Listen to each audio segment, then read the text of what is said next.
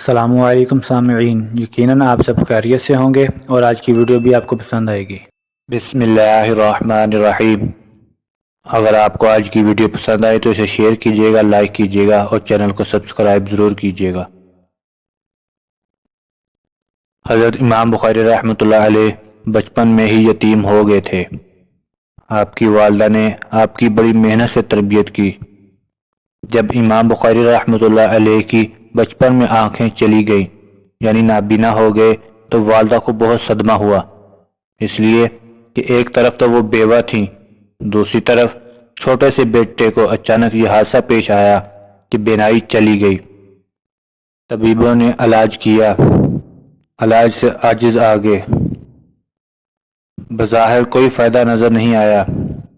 والدہ ماجدہ اپنے یتیم بچے کی اس حالت پر رات دن اللہ تعالیٰ کے سامنے روتی رہتی اور بہت زیادہ صدقہ کا اہتمام کرتی تھی۔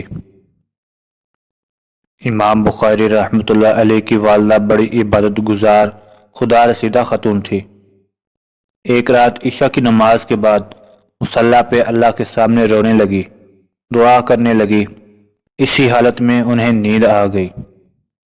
خواب میں حضرت امام بخاری رحمۃ اللہ علیہ کی والدہ کو حضرت ابراہیم خلیل اللہ علیہ السلام کی زیارت ہوئی۔ حضرت ابراہیم علیہ السلام خواب میں تشریف لائے اور خوشخبری سنائی، اے عورت، تمہارے رونے اور تمہاری دعا کرنے سے اللہ تبارک و تعالیٰ نے تمہارے بچے کی آنکھوں کو درست کر دیا ہے۔ جب رات گزر گئی اور والدہ صبح بیدار ہوئی تو دیکھا کہ اللہ تعالیٰ نے ان کے بیٹے محمد ابن اسماعیل بخاری کی آنکھ کو واقعتاً درست کر دیا تھا۔ پھر بعد میں تو اللہ تعالیٰ نے اس قدر آنکھ میں روشنی عطا فرمائی کہ امام بخاری رحمۃ اللہ علیہ نے اپنی مشہور کتاب تاریخ کبیر کو چاندنی رات میں چاند کی روشنی میں تصنیف فرمایا۔ اس واقعے سے یہ سبق ملا کہ ماں نیک ہو اور اپنی اولاد کے مستقبل کے لیے دعا کرے تو ماں کی دعا کی برکت سے اولاد کی دین و دنیا اور آخرت سب سنور جاتے ہیں۔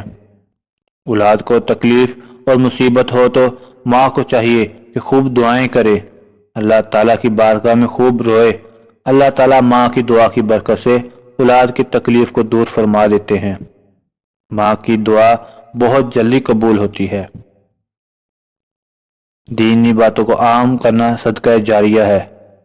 آپ سب سے گزارش ہے کہ ایک مرتبہ درود شریف پڑھ لیجئے۔ جزا اللہ عنا محمدا ما هو اہلہ۔ اس ویڈیو کو لائک کریں، شیئر کریں، کمنٹ کریں، خود بھی سبسکرائب کریں اور دوستوں کو بھی سبسکرائب کرنے کا کہیں۔ شکریہ۔